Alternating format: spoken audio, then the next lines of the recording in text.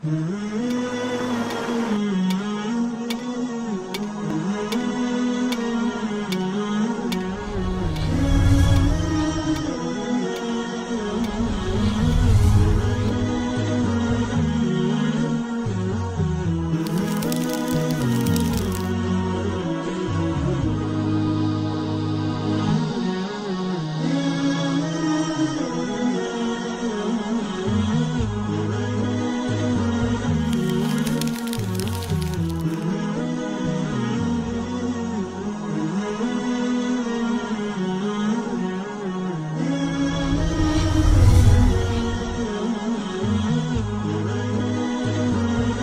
الله الرحمن الرحيم. الحمد لله رب العالمين، والصلاة والسلام على رسوله الكريم محمد وعلى آله الطيبين الطاهرين وأصحابه الأكرمين.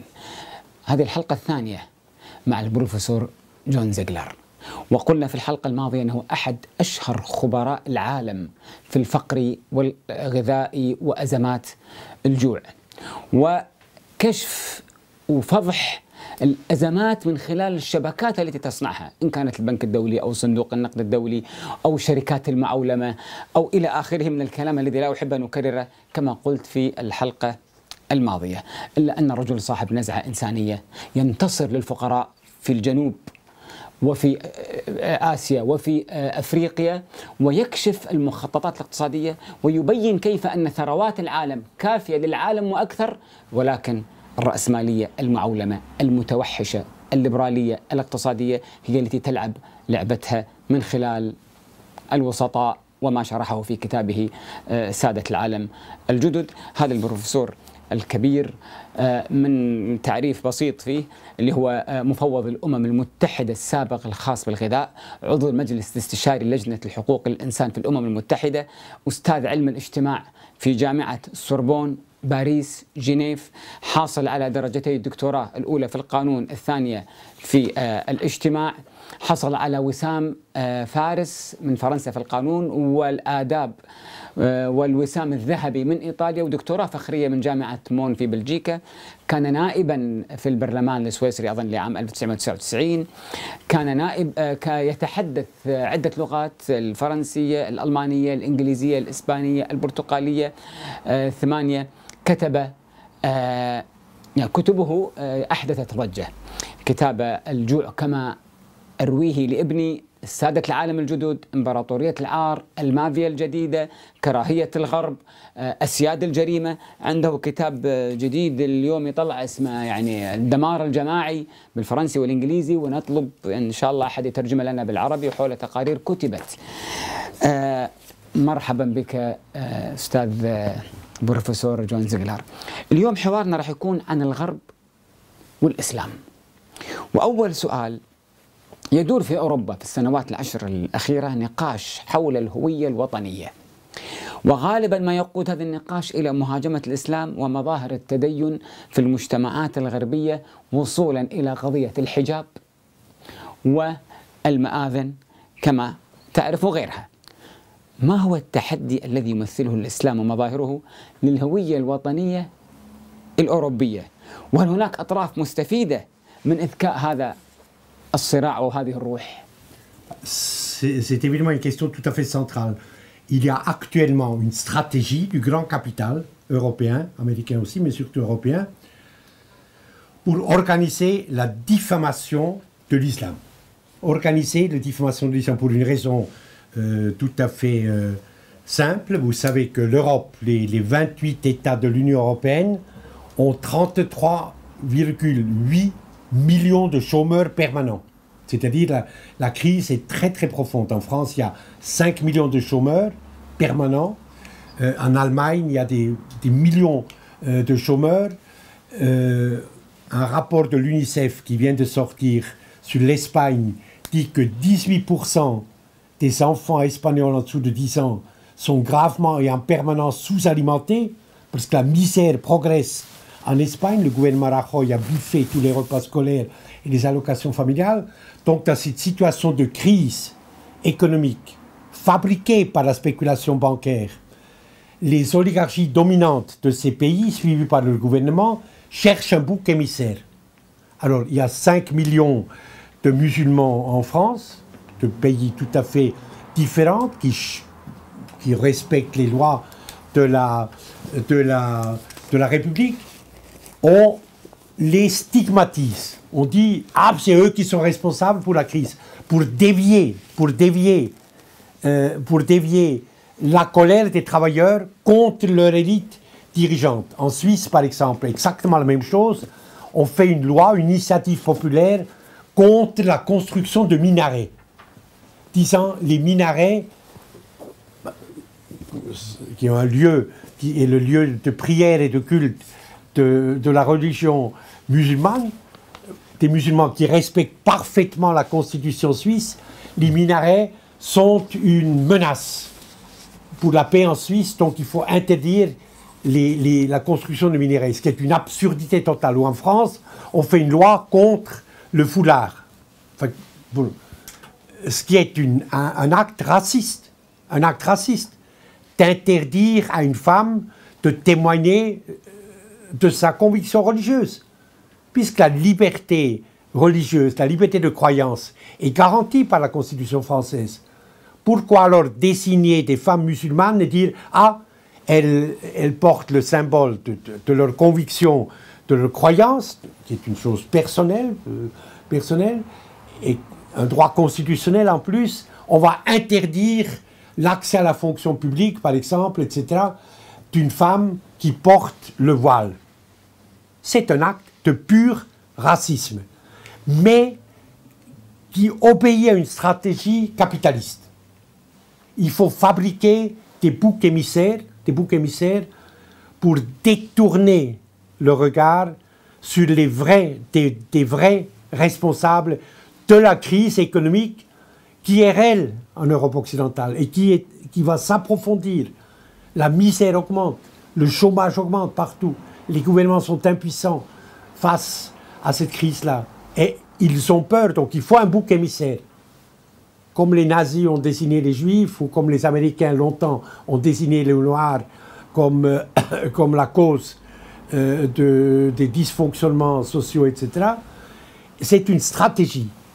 Alors que l'islam est la troisième religion monothéiste du monde, que le Coran, dans chacune des sourates, quand il est question de Jésus, de Moïse ou de Marie, parle avec beaucoup de respect des chrétiens, des juifs. Le Coran, par exemple.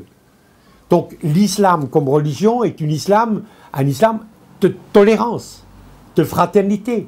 Enfin, le livre saint le dit, le prouve.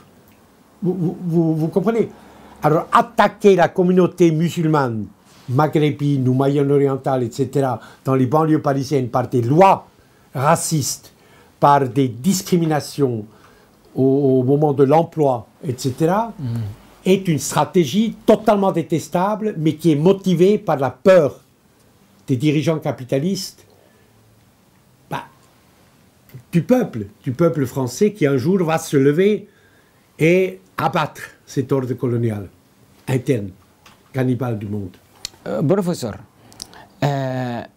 كانت لك مناظرة في التلفزيون الفرنسي السويسري RTS مع إريك زمور. إريك زويمر الفرنسي المعروف بموقفه من الأجانب، ومع ذلك لا يكف عن الطعن في القرآن على أنه هو مؤسس العنف عند المسلمين. خرج معك في الفضائية قبل الفترة الأخيرة. ذات الأسبوع كانت هناك مناظرة أخرى بين المسلم السويسري قاسم إلي والألماني أندري تيل في قناة تيلي تسوري، كرر نفس التهمة ضد القرآن الكريم. كلاكما أنت وقاسم كل واحد من جهته كان جوابه لخصمه الذي يطعن في القرآن أنه فيه عنف أنكم تبتسرون الآيات من سياقها، وأنكم لا تذكرون القاعدة الكلية هي السلم، إنما قضايا العنف هي قضايا الاستثناء وتكون في الحرب. السؤال: هل المشكلة في فهم النصوص القرآنية عند هؤلاء، أم الصور الذهنية التي يشكلها الإعلام الغربي عن المسلمين، أم في واقع العالم الإسلامي الدامي، أم مقاصد ومصالح الطاعنين ونواياهم؟ أسمع جوابك على هذه الأسئلة بعد هذا الفاصل إن شاء الله.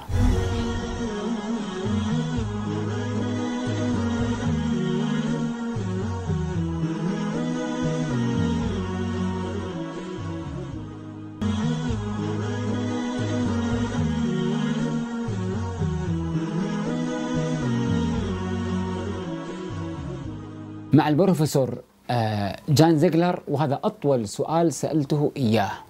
بروفيسور، كانت لك مناظرة في التلفزيون الفرنسي السويسري RTS مع إريك زويمر الفرنسي المعروف بموقفه من الأجانب، وهو في نفس الوقت يطعن في القرآن الكريم أن كتاب المسلمين كتاب عنف. في ذات الأسبوع في مناظرتك مع هذا الإنسان كانت هناك مناظرة من قاسم السويسري المسلم، قاسم إلي، مع الألماني الذي اشتهر في طعنه في القرآن أنه كتاب عنف، اللي هو أندري تيل في قناة تيلي سوري. كرر نفس التهمة ضد القرآن. أنت معه، أنت وقاسم كل من طرفه في قناته، رددتم على خصوم القرآن بأنكم تنزعون النصوص من سياقها وتذكرون بعض الآيات وتغفلون القاعدة القرآنية الكبرى على أن الأساس السلم مع المسالم، وأن الحروب هذه استثناءات للضرورة. السؤال: هل المشكلة في فهم النصوص عند هؤلاء القرآنية، أم أن الصورة الذهنية اللي تشكلها الإعلام الغربي عن المسلمين، أم في الواقع العالم الإسلامي الواقع الدموي، أم مقاصد ومصالح الطاعنين ومصالحهم؟ Bien, c'est vrai que vous parlez de choses très précises. Là, d'une part, il y a eu ce débat à la télévision suisse romande entre Zemmour et moi. Zemmour, un intellectuel français qui a un succès énorme avec son livre et ses théories aujourd'hui en France.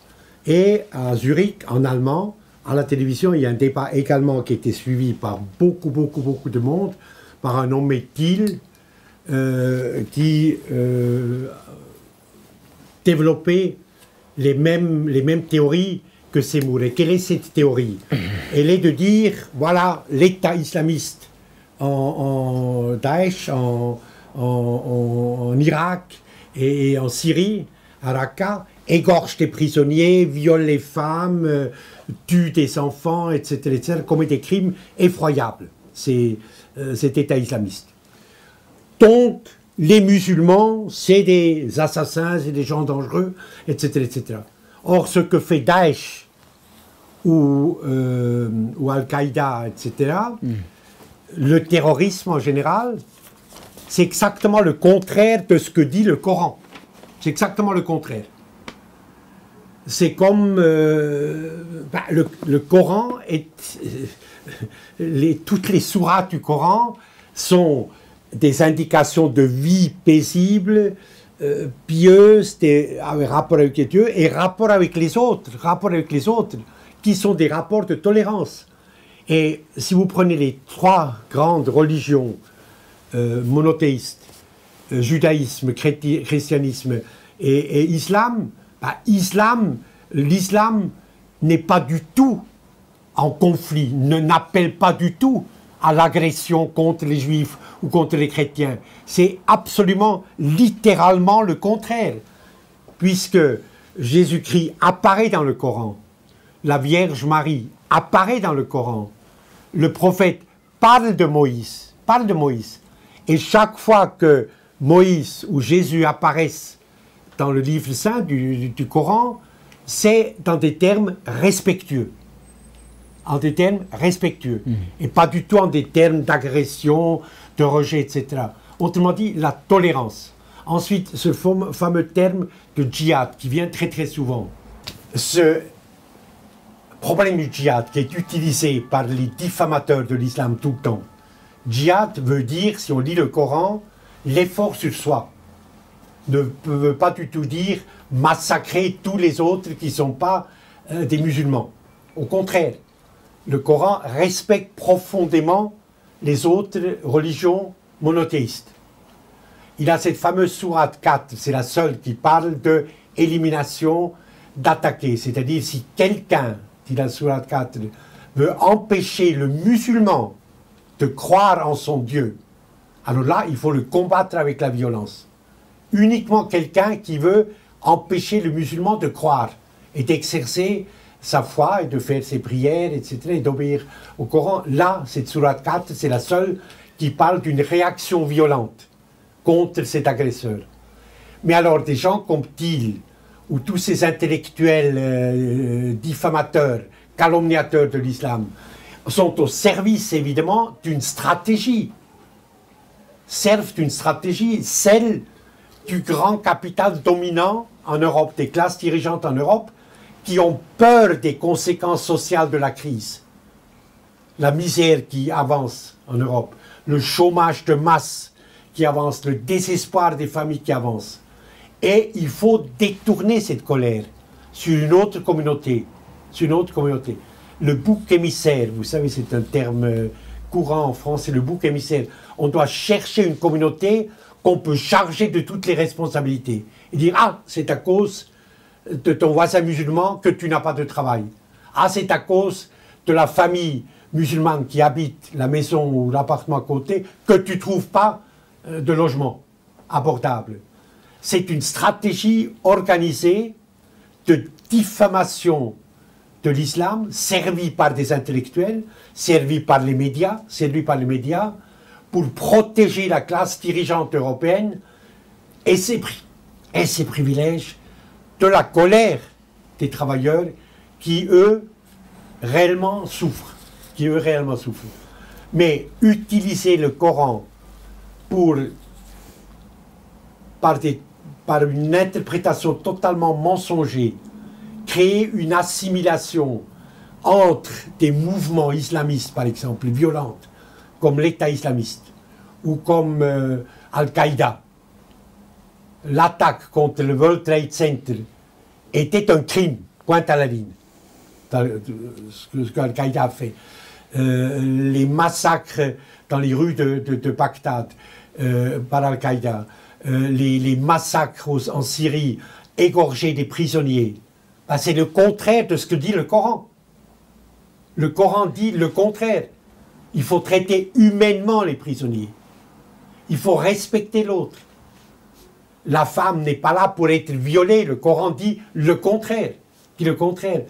Mais c'est ça qui est très dangereux dans ce poison que diffusent les Zemmour et les Thiel, puisque vous avez pris deux grandes émissions récentes à la télévision en langue française et à la télévision de langue allemande. C'est un véritable poison qui, par une mensongère interprétation du Coran, assimile les assassins de l'État islamiste aux musulmans. Alors que ce que font les combattants de l'État islamiste est le contraire de ce que enseigne le Coran. قناعتك بروفيسور وشرحك استيعابك للحدث أفضل من استيعاب بعض من يعيش في العالم الإسلامي. السؤال الذي أطرحه عليك الآن هو أيضا من وحي الواقع كالحلقة المناظرة التي حصلت معك، لكن هذه في سنوات مضت.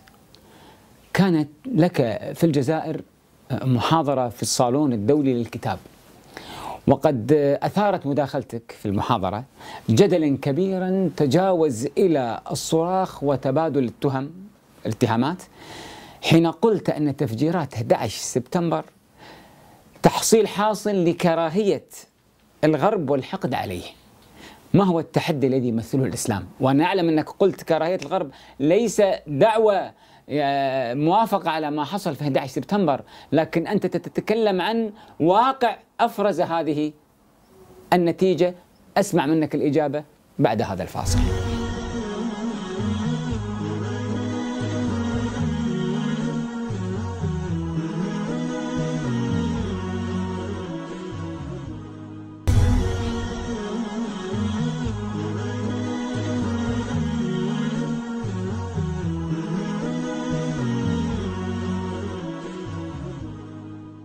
مع البروفيسور جان زيغلر مع هذا السؤال المباشر، وأرجو أن لا يكون عليك حرج فيه بروفيسور، ألا وهو لك مداخلة قبل سنوات في الجزائر في محاضرة في الصالون الدولي للكتاب، وقد أثارت مداخلتك جدلا كبيرا تجاوز إلى الصراخ وتبادل الاتهامات، حين قلت أن تفجيرات 11 سبتمبر تحصيل حاصل لكراهية الغرب والحقد عليه.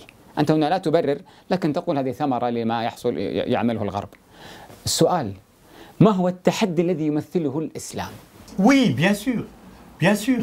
D'une part, vous avez raison. Le 11 septembre 2001, l'attaque contre les 2 tours à New York et le massacre de près de 3000 personnes était la conséquence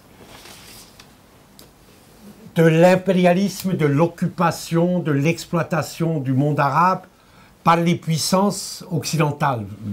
Il y a une racine, il y a une rupture psychologique, il y a une aversion qui s'est levée. Mais l'attentat comme tel est un crime. Est un crime. Près de 3000 personnes, des travailleurs, des employés, etc., ont été tués, appartenant à 62 nationalités. Parmi eux, des musulmanes, hommes, femmes, musulmans, ont été tués dans cet attentat. Cet attentat est un crime comme tout acte terroriste qui ne se dresse pas contre une armée, mais contre des civils innocents. Tout acte terroriste est un crime. On peut expliquer sa jeunesse sociologiquement, psychologiquement, dire ce que les Américains ont fait au Moyen-Orient, créer de la haine, ça c'est vrai, aucun doute. Ensuite, le discours mensonge, enfin le discours d'Obama plus tard au Caire, disant nous voulons la réconciliation, et alors qu'il soutient le colonialisme israélien, les bombardements sur le ghetto de Gaza, ça crée de la haine dans le monde musulman. Mais le terrorisme, quel qu'il soit, et quel qu'en soit l'auteur, et le 11 septembre, tuer près de 3000 personnes de 62 nationalités par des avions transformés en bombes, est criminel, est inacceptable. Que le monde des organisations, enfin bref, est inacceptable. Vous comprenez, il faut distinguer entre les raisons qui sont historiquement identifiables, sociologiquement, psychologiquement identifiables, et l'acte lui-même qui est inadmissible. بروفيسور، في كتابك كراهية الغرب عقدت فصلا عن حقوق الإنسان، وقلت أن حقوق الإنسان هي الهيكل الذي يقوم عليه النظام الدولي. السؤال: ألا تعتقد أن أحد أسباب احتقان الشعوب العربية والمسلمة تجاه الغرب يرجع إلى ازدواجية الغرب في تطبيق معايير حقوق الإنسان والقوانين الدولية فيما يتعلق بالاحتلال الإسرائيلي لفلسطين؟ وأنا أعلم أنك تعرضت له لهجوم بسبب مواقفك المنصفة من كل العالم المظلوم، ووصلت حد الخصومة من قبل أمريكا وإسرائيل، واحدة منهم طالبت بتوقيفك محاكمتك، والثانية طالبت بطردك من مناصبك الكثيرة. هذه الفكرة الجوهرية التي تمثل عندنا ليست فقط سياسة في قضية فلسطين، وإنما دين وعقيدة وحقوق. Oui, il est évident que les Occidentaux qui ont, les droits de l'homme viennent des Lumières occidentales, d'une époque déterminée, fin XVIIIe siècle, le grand traité contrasocial de Jean-Jacques Rousseau et de 1762. Donc, c'est les Lumières, cette époque-là, occidentale, qui ont produit les droits de l'homme. La première déclaration des droits de l'homme, c'est celle de Thomas Jefferson et Benjamin Franklin, des insurgés américains, proclamée le 4 juillet 1776, dans la première déclaration d'indépendance américaine contre les Anglais, 1776, 4 congrès de Philadelphie, le 4 juillet 1776, qui a publié la première, comme préambule à la déclaration d'indépendance, la première liste, la première déclaration des droits de l'homme. Ensuite, 1789, c'est les révolutionnaires français qui ont repris la déclaration des droits de l'homme américaine Ils l'ont intitulée Déclaration de l'homme et du citoyen. Et elle figure dans la Constitution de la Première République française, 1793. Et finalement, les Nations Unies, troisième déclaration universelle, 10 décembre 1948, Assemblée générale à Paris, à Chaillot, qui a proclamé la Déclaration universelle des droits de l'homme, que tous les États membres, les 194 États membres des Nations Unies, quand ils entrent aux Nations Unies, doivent signer la Charte et la Déclaration universelle. Bon. Ces droits sont incontestablement la base de toute civilisation. Sont universels, indivisibles et interdépendants. Il n'y a pas de civilisation sans respect, où que ce soit sur Terre, sur quelque état, tout ça, que le respect des droits de l'homme. Mais ce qui est le problème, c'est le double langage de l'Occident. Les pays occidentaux, les gouvernements occidentaux proclament, invoquent au Conseil des droits de l'homme, je suis bien placé puisque je les entends, puisque je suis vice-président maintenant du comité consultatif du Conseil des droits de l'homme des Nations Unies, proclament les droits de l'homme, l'ambassadeur de France, l'ambassadeur d'Allemagne, d'Amérique, etc., proclament les droits de l'homme et font très souvent, leur gouvernement fait le contraire. Torture à Bagram et à Guantanamo, c'est la torture américaine qui est légalisée, alors que l'interdiction de la torture étant la Déclaration universelle, occupe d'autres pays.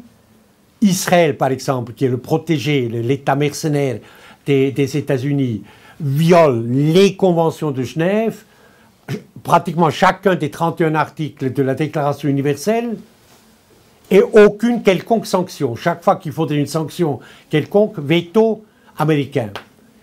Et c'est ça qui mine les droits de l'homme. C'est le double langage occidental. Parce que les droits de l'homme n'ont pas d'autre force que la crédibilité. Elles sont universelles dans la mesure où elles sont universellement respectées. La crédibilité, c'est la seule force des droits de l'homme.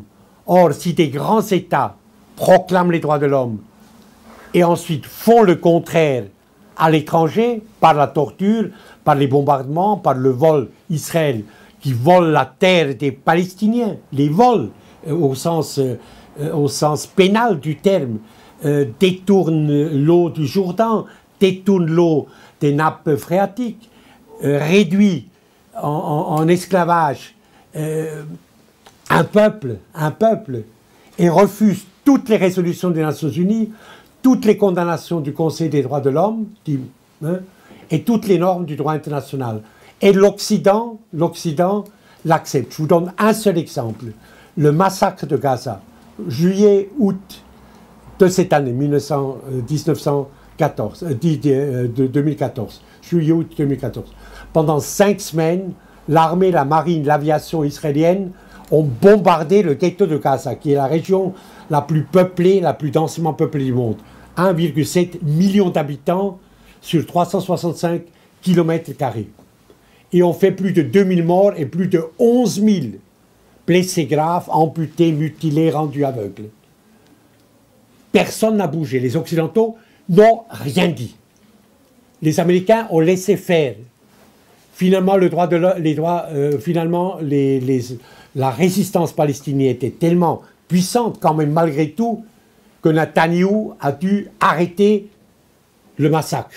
Mais le meurtre de masse a eu raison. Alors que, je parle comme Européen, alors qu'il y a un accord de libre-échange entre l'Union européenne et Israël, depuis l'an 2000, depuis juin 2000. Dans cet accord de libre-échange, il y a un article 2 qui dit que c'est une des deux parties, soit Israël, soit l'Union européenne, viole les droits de l'homme, l'accord est immédiatement suspendu. Or, plus de 68% de toutes les exportations israéliennes vont dans un des 28 pays de l'Union européenne. Si l'Union européenne simplement appliquait la loi existante, suspendait cet accord de libre-échange, suspendait pendant 15 jours, les généraux de Tel Aviv arrêteraient de voler la terre, arrêteraient de massacrer les Palestiniens. C'est aussi simple que ça. Il ne faut pas inventer. Or, les Européens sont... l'Union européenne est en permanence complice des violations des droits de l'homme, dont sont les victimes les Palestiniens, effectuées par le gouvernement de Tel Aviv. En permanence, complice, ferme les yeux, alors qu'il y a une obligation de la suspension de l'accord de libre-échange, du blocus d'Israël, du blocus de l'économie israélienne, qui est la seule voie, à mon avis, pour forcer Israël de respecter le droit international, le partage de Palestine, la naissance d'un État palestinien démocratique, pacifique, avec des frontières sûres. Les Européens, les gouvernements européens sont les complices tacites du déni de droit, de la souffrance, de la misère du peuple palestinien. Et ça doit cesser. Les peuples européens doivent se révolter dans un effort de solidarité avec le peuple héroïque de Palestine. J'étais dans les territoires occupés, j'ai vu la résistance. بروفيسور أنت تقول يعني كلام في الإنصاف وتعطي دروسا في العدالة ليس فقط في كتبك إنما أيضا في تنظيرك ومناظراتك بما يعجز عنه بعض أبناء الأمة العربية حول قضايا حقوق الغرب والشرق والمستضعفين والمسلمين والفلسطينيين. بعد الفاصل استكمل معك الحوار الجميل.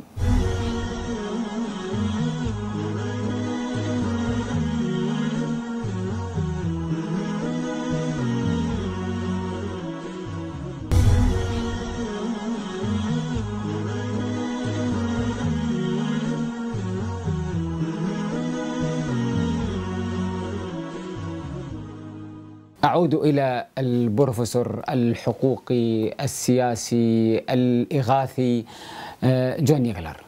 بروفيسور، نحن اليوم إذا تجاوزنا أصحاب المصالح الكبرى والذين سميتهم سادة العالم الجدد في كتابك من يحكم العالم أو سادة العالم الجدد، إذا تجاوزنا أصحاب المصالح الطبقة العريضة تائهة. نحن رأينا تجربة من الغرب من أجل الغرب في خطاب الإسلام، بمعنى علي عزت بيغوفيتش ألف كتابا الإسلام بين الشرق والغرب، ومن خلال الكتاب كلم الغرب بلغة الإنسان الذي يفهم طريقة التفكير الغربي وتصوره للمجتمع المسلم، يعني بتكتيك جديد لا يفقهه الإنسان الشرقي. أنت كيف ترى العلاقة بين الشرق والغرب ونحن حلقتنا عن الإسلام بين الشرق والغرب؟ C'est une question tout à fait fondamentale. Il n'y a aucun doute quand le monde musulman ou les minorités musulmanes en Europe maintenant, très concrètement, et le monde, ou en Amérique, le monde musulman en général et le monde occidental d'autre part, il y a des conflits, il y a des tensions. Il y a un racisme anti-musulman qui est très dangereux. Enfin, qui est très dangereux. Il y a des conflits. Mais dans cette situation de conflit, il faut se souvenir de l'histoire. La mémoire est importante. L'Europe a vu largement aussi de l'héritage de la culture musulmane. Si vous prenez le grand califat omeyyade ou le califat abbasside, si vous prenez Maïmonide, Averroès, si vous prenez les universités de Tolède, de Grenade, de Cordoue, au 8e siècle par exemple, eh bien, la philosophie grecque, les mathématiques, les grandes découvertes astronomiques ont été faites par des savants musulmans. Et les chrétiens, au moment de la Reconquista, ont profité de ce savoir, se sont instruits de la science musulmane, de la littérature, de la philosophie musulmane. En ont profité, puisqu'au Moyen-Âge, au début du Moyen-Âge, c'était la barbarie qui régnait. Il n'y avait aucune civilisation comparable. Les grandes civilisations sur le territoire européen, ou maghrébine évidemment, étaient des civilisations musulmanes. Je prends un exemple. L'empereur d'Occident, Charlemagne, l'empereur d'Occident, a été couronné à Noël de l'an 800 à Rome.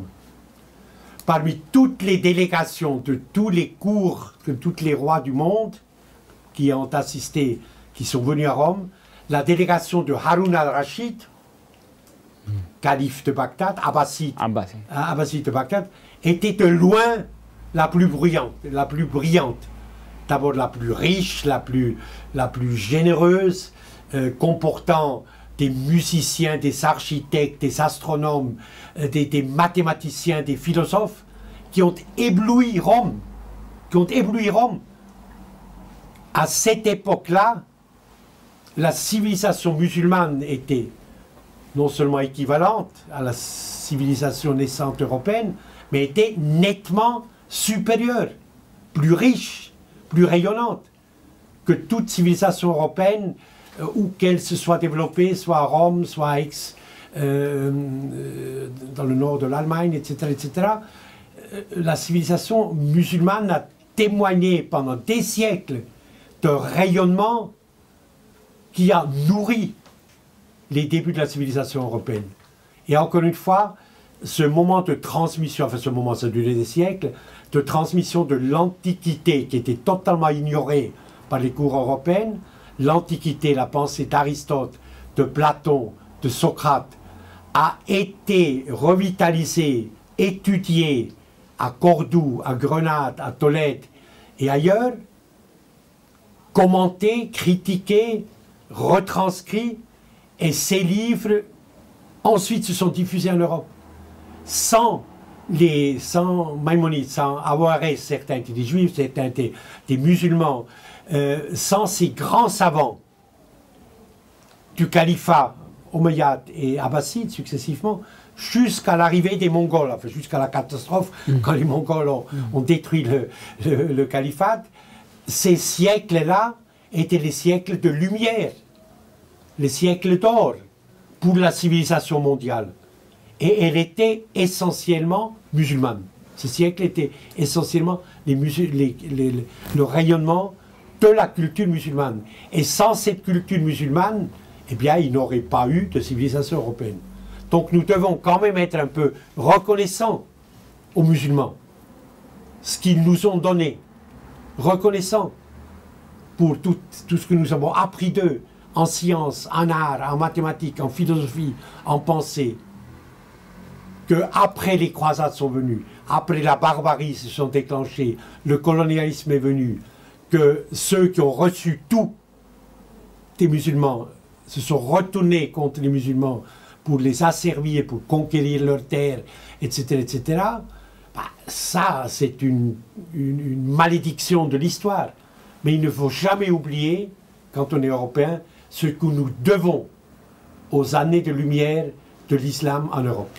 باقي دقيقتان يعني أعلق فيها على آرائك وأطروحاتك ومواقفك الصريحة سواء في فكرك أو مواقفك السياسية.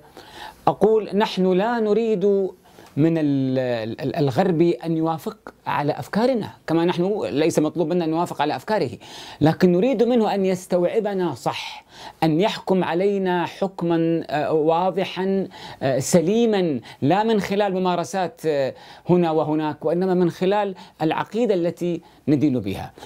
بروفيسور، أنت لو كان هناك وقتا لطلبت منك في تخصصك العام الحقوقي والإغاثي والمناصب التي كانت عندك في الأمم المتحدة أو البرلمانية أو الحقوقية، نقلت كلمة عن ألفونس إلياس، وهي: عندما يصاب الأغنياء بالهزال يموت الفقراء. هل يمكن أن تشرح للمستمعين والمشاهدين هذه المقولة؟ وهل يمكن قلب هذه المعادلة؟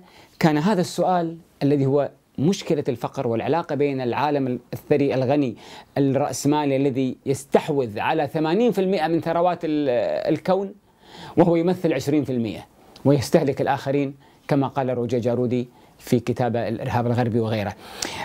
أردنا أن يعني نشاطرك في كلماتك الجميلة ونختم بهذه العرض العام بإنتاجك الغزير كراهية الغرب أو الدمار العام الذي سيترجم قريبا إن شاء الله، أو سادة العالم الجدد، أو المافيا الجديدة، أو كلامك على فضح الذين يتحكمون في مصير الإنسان والفقراء والأراضي من الشركات العابرة القارات المتحالفة مع السياسيين المتواطئة أو المتواطئ معهم المرتزقة كما سميتهم في العوالم المتخلفة والنامية. دكتور بروفيسور جون زيغلر، شكرا لك جزيلا على شكرا أنت أيضا استضفتنا هنا في جنيف في مكتبك الجميل وأعطيتنا هذا الوقت الكريم، ونرجو أن تصل كلماتك كأحسن ما يكون إلى هذا الجمهور المتعطش للمنصفين من أمثالك. شكرا. Je vous remercie de merci, cette merci, intéressante discussion pour moi. Merci. Merci à vous. Merci.